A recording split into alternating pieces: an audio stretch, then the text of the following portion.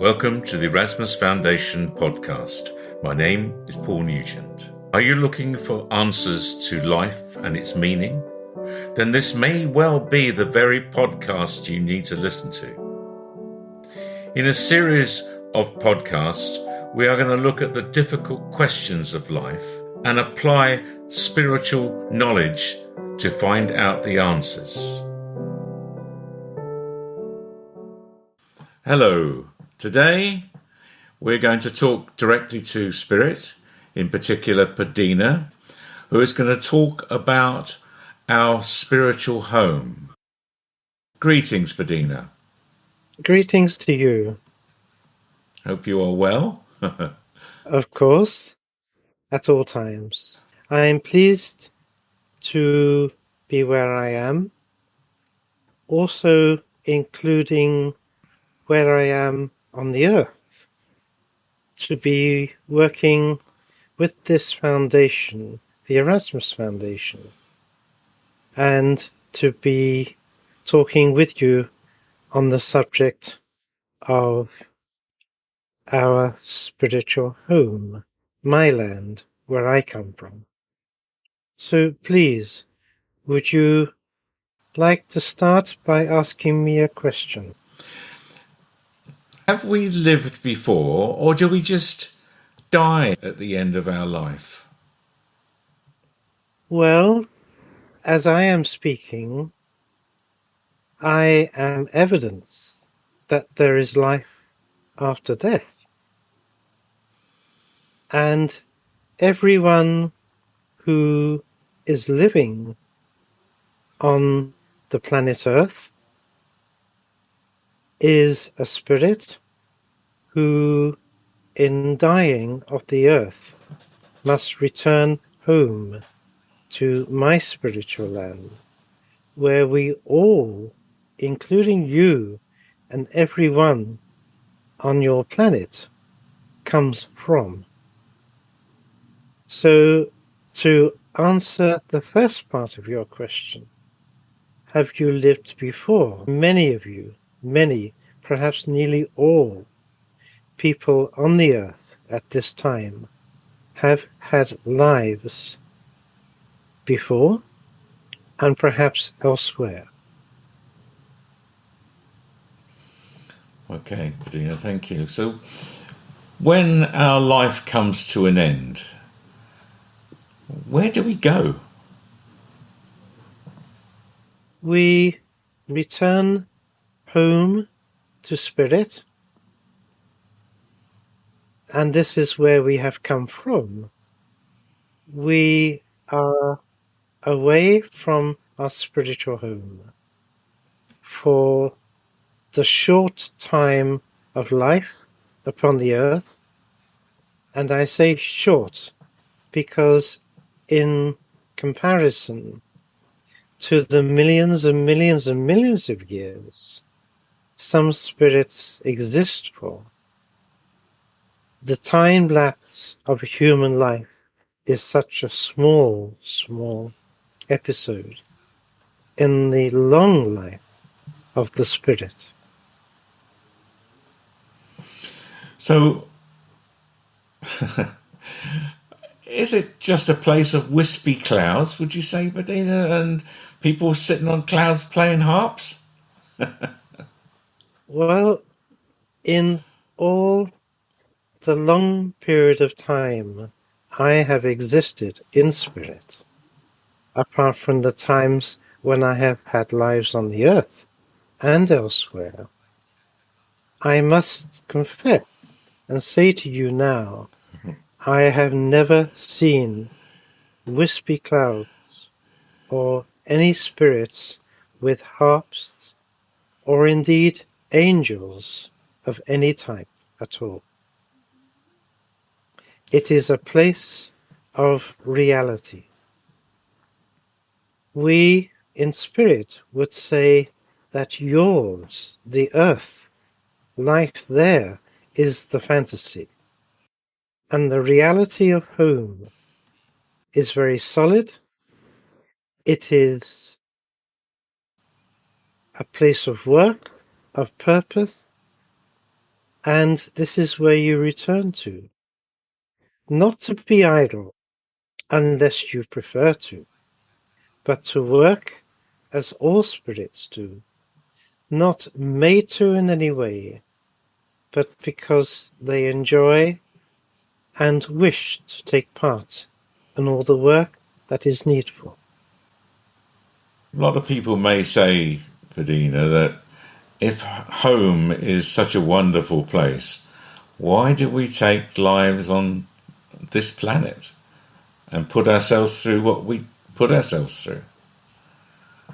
Well, of course, one thing, there is no pain in spirit. And pain is a necessity. It is a refining process. It is all part of the experiences which people enjoy within the earth, the tests you all go through, the challenges and difficulties of living upon the earth. All of this and much more is not available to the spirit at home. And therefore, people, spirit, come to the earth to live as people, as a humanoid, to experience things which teach the spirit and evolve the spirit, development them through these experiences. So there is a purpose to life. Otherwise, why would spirit come to the earth or live elsewhere? It is all part of the evolvement of spirit. Why are most people not aware of spirit then during their life? Well, yes, there are some who are aware, and I think that this time of the earth is a time of spiritual awakening. It is that the earth and mankind has slumbered for too long now. And now is the time it is meant to be, as designed by God, the great mind, and his will, his design for the overall tapestry of the universe, that at this time within the earth, man must awaken to the realization that spirit and the home spirit exists, and all of this has purpose and meaning. And the age of spirit is to spread knowledge and understanding right across all nations within the earth, so that all mankind, and of course womankind, will join together in a pursuit of knowledge and understanding of spirit. That is to be, it will be, and that is starting to happen now. Okay. Now, people wonder, don't they, when they're on the earth at the moment? Some people in a lot of pain, some people have got great hardships. Does this continue? If you have a bad life this time, could you come back as something much worse? Is there such thing as law of karma? The answer simply is no. There is no such thing. It is a rule of a religion that came about in the Hindu religion and had been adopted and may I say, changed slightly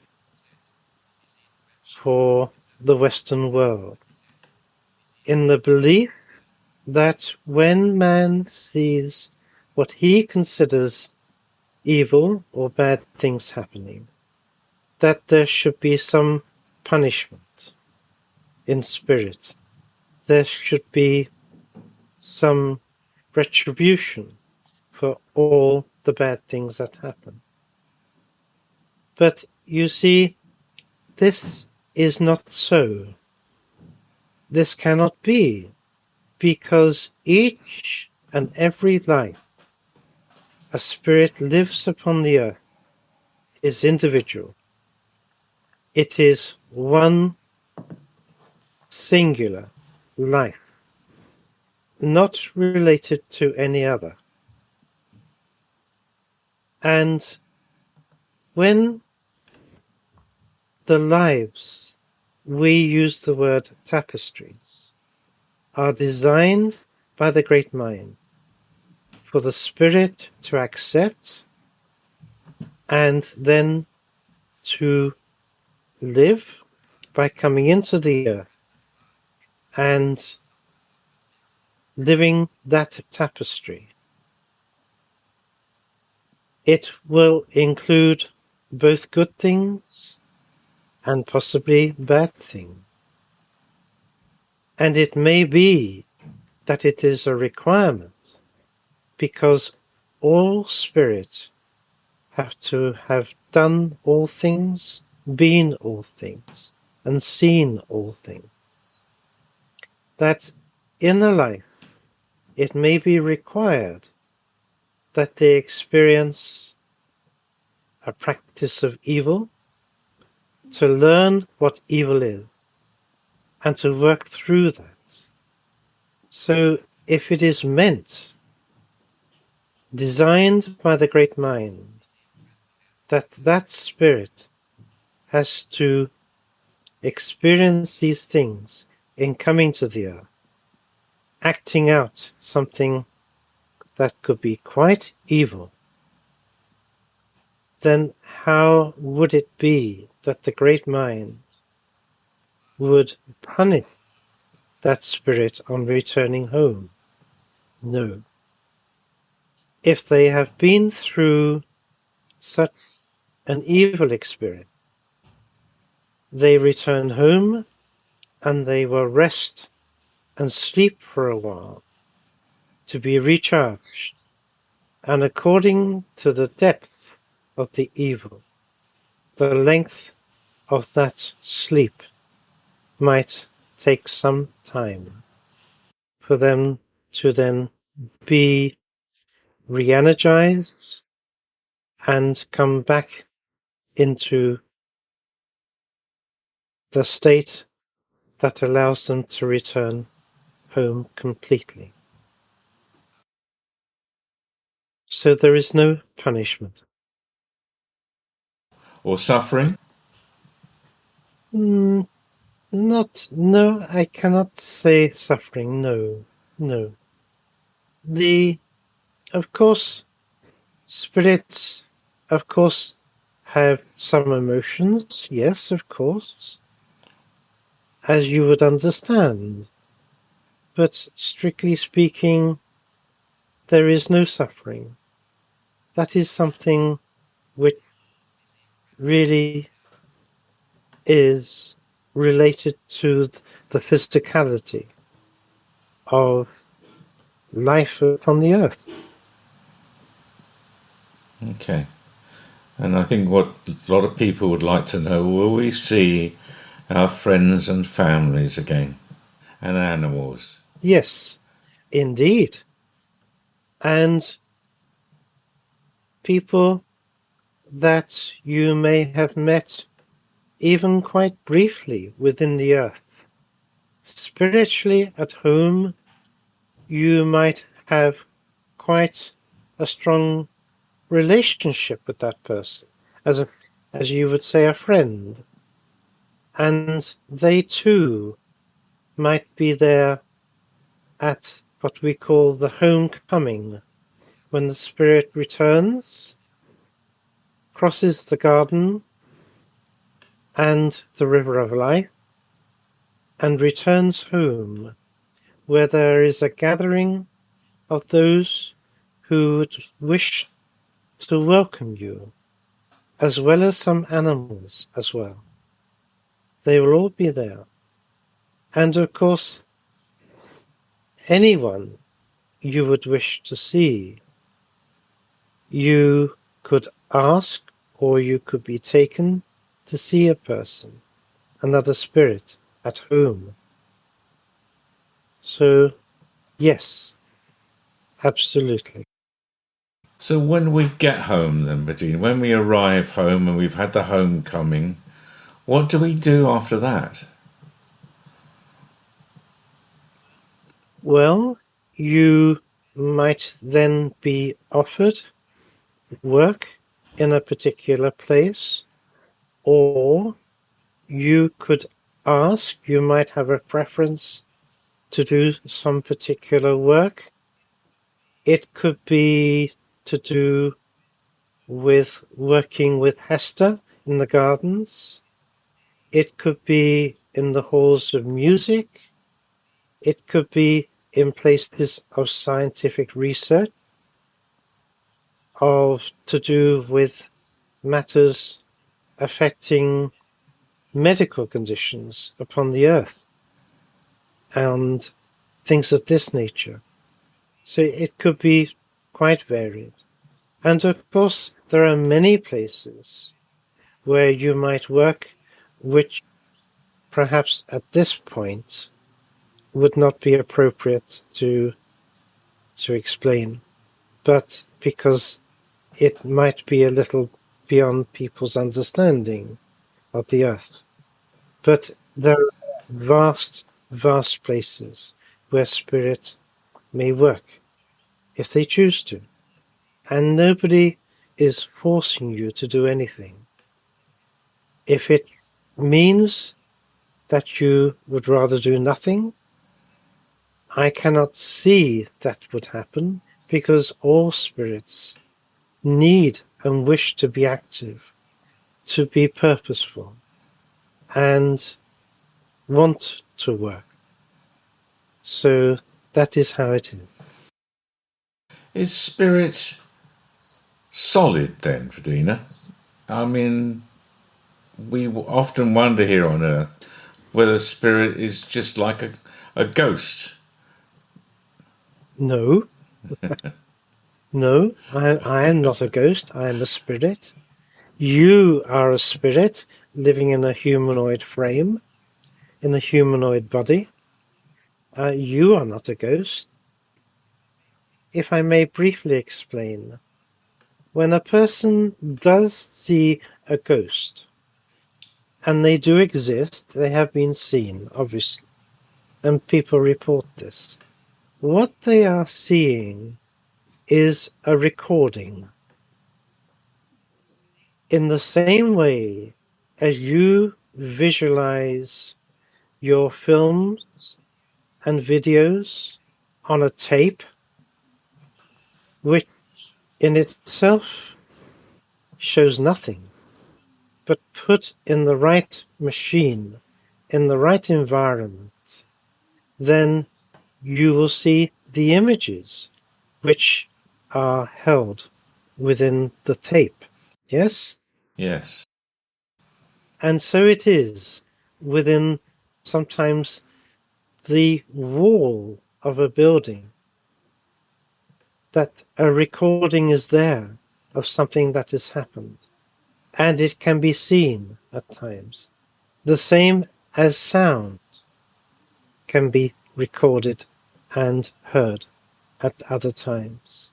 So that is what a ghost is, simply a recording. But spirit, we are very real, we are very solid. We exist in a different dimension to you. That is all. And that prevents you, or some of you, from seeing spirit. But you can bridge that distance, which is not so far, really, from anyone. who is able to use their mind and to explore using thought and their mind, their spiritual self, to discover more. It is there. It is within all people of the earth, within their spiritual being, the knowledge, the understanding of whom it is held in there. It is within all your memories, which are closed while you're on the earth, overshadowed by the activities of the brain, which inhibit clarity of vision and understanding within the mind. We have our own dwelling places, do we, at home? You do, and it has been said, quite rightly, that on the earth you are making your home in spirit. And it is not quite, let me say, in spirit, there is everything that you have within the earth. It is in spirit. Everything. So that if you were to create in your mind, not your brain, but in your mind, an image, let us say, for a painting you are going to do, then that painting from your mind will be at home. It is represented at home in spirit. So yes, it is very subtle. I would like to use an analogy here. If one considers salt, it is very solid, it has taste, a crystal of salt. It is hard, but if you change its dimension and place it in water, another dimension, then it is still there, but can no longer be seen.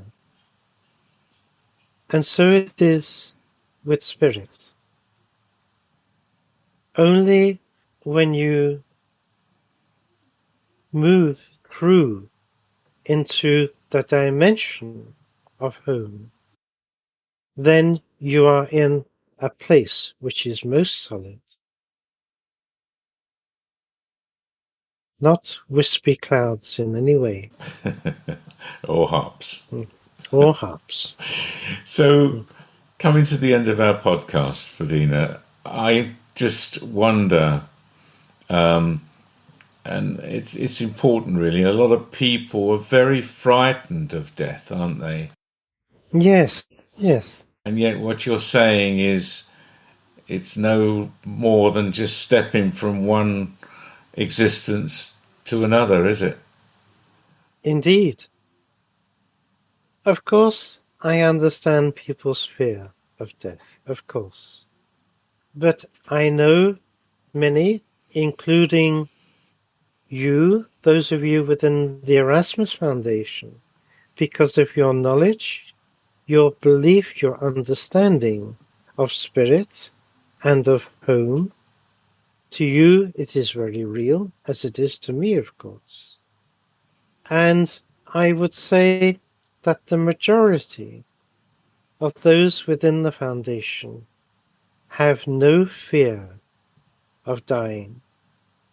It is simply a key to enable you to leave one existence of the earth and then, like walking through a door, simply returning to your true home, where you've been and where you come from, for many, many, many millions of years, for a long time, and for eternity.